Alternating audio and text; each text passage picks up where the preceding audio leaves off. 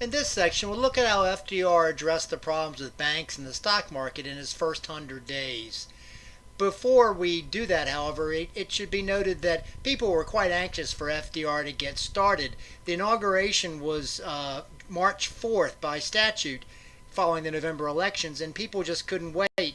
After FDR took office, they ended up passing the 20th Amendment, which moved the inauguration date from March 4th to January 20th every year, which of course it remains today. FDR's advisors promised that their goal was, in order, relief, keeping people from starving and stopping the panic; recovery, to get the economy better again and reinstill confidence; and finally, reform, long-term changes to make sure that another depression never happened.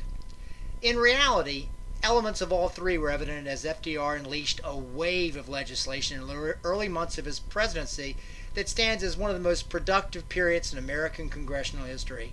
FDR set the tone in his first inaugural address when he said, quote, "The only thing we have to fear is fear itself." Between March 9th and June 16th, 1933, the first 3 months of FDR's presidency, Congress passed so many major bills that the period became known in history as FDR's, quote, 100 days. For many years following Roosevelt, journalists would do retrospectives on how a given president was performing after 3 months. It was an unfair comparison because most presidents don't begin with, in a crisis and with both houses of Congress behind them. Nevertheless, FDR's 100 days transformed the way the American government operated. Before the inauguration, during Hoover's lame duck period, people were running on the banks and withdrawing all their money and getting as much gold as they could, and it really began to strain these banks. And you begin to see these states passing laws that close the banks to prevent the panic from continuing.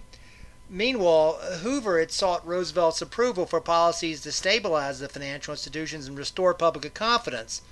In private conference and by letter, Hoover exhorted the president-elect to announce that he would balance the budget, maintain the dollar at its current value in gold, and cooperate with the European powers in stabilizing currencies and exchange rates. Roosevelt, of course, refused, not only because he'd already decided to inflate the currency, but because he suspected that Hoover was trying to transfer some of his own popularity to his new incoming administration.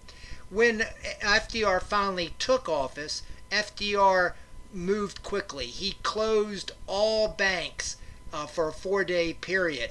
He described his actions as a banking holiday. It was similar to what the state governors had done, but the point was to stop the flow of capital out of the financial institutions. He also forbade payments in gold and gold exports. The quote-unquote holiday would allow FDR to inspect the banks and to see which were worth saving and maybe figure out a way to help them. On March 9th, in the middle of the 4-day banking holiday, Congress passed FDR's proposal for the Emergency Banking Act of 1933. It passed, amazingly, after only 4 hours of debate.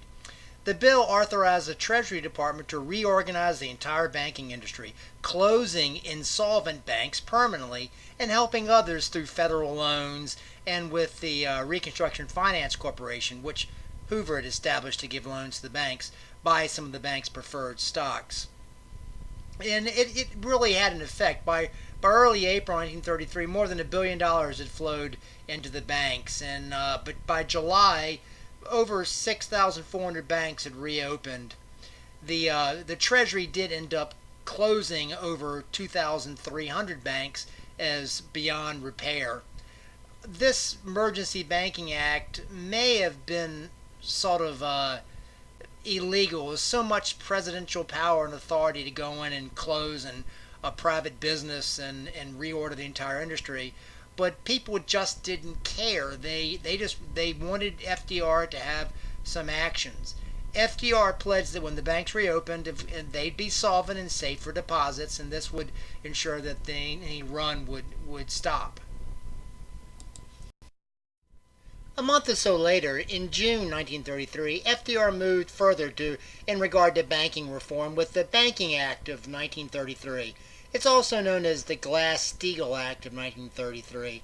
It can be confusing because there had been a Glass-Steagall Act by the same authors in the Hoover administration, but the Glass-Steagall Act of 1933, the Banking Act of 1933, is the more famous and is really a very, very significant piece of legislation for the American banking industry.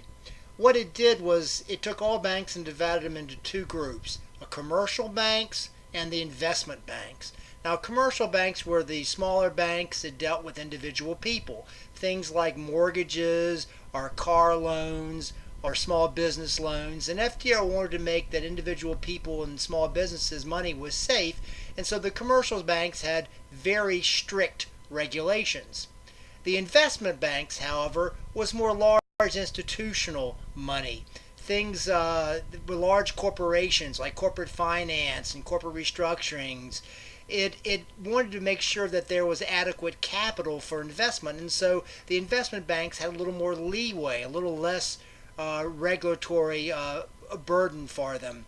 The Glass-Steagall Act of 1933 also, I should note, strengthened the Federal Reserve Board over the Federal Reserve System. It weakened some of the control of the local Federal Reserve banks. Perhaps most significantly, the Glass-Steagall Act of 1933 created the Federal Deposit Insurance Corporation, or the FDIC.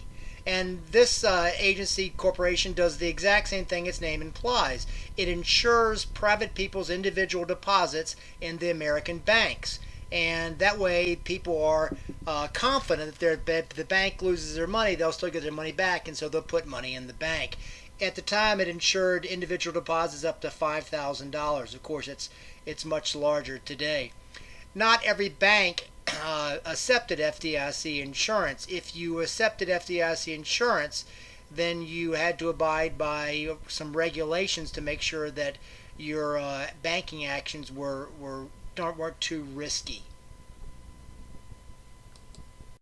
In the first 100 days, FDR also moved to regulate the stock market with the Truth in Securities Act of 1933. That a security is a stock. What this did was it required that everybody that bought and sold stocks, publicly traded businesses, had to register with the Federal Trade Commission, and they had to be truthful with regular reports. And that way everybody would have the same information when they were buying and selling stocks. There wouldn't be as much fraud. If everybody had the same information, then people couldn't have what today is known as insider trading.